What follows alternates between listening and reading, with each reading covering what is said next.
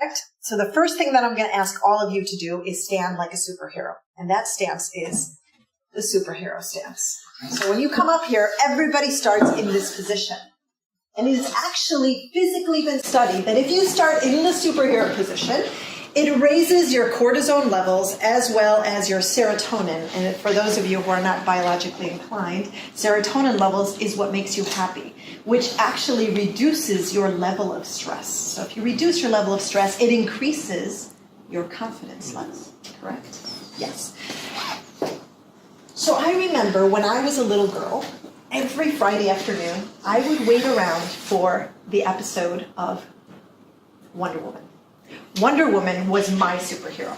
And not because she was a brunette, and I was a little brunette as well, but because superheroes possess what all of us as children want to have, right? They're courageous. They have no fear whatsoever. They're strong. They're daring. Sometimes they're funny, right? And they're just extraordinary people. And what happens when we grow up?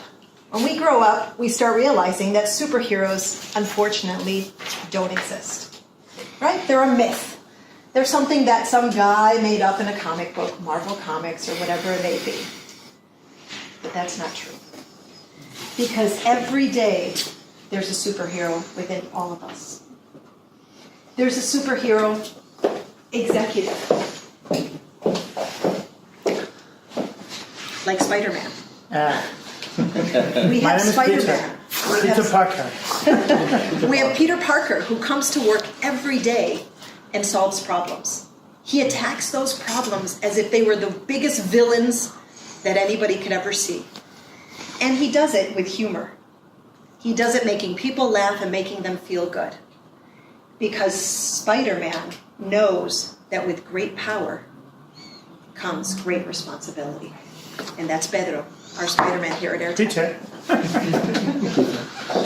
And we also have another manager-director here who is Superman, right? Superman tackles so many things.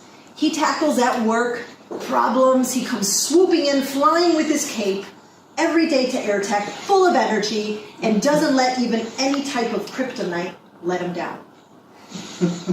Superman is amazing because he also has to go home to his 4 children.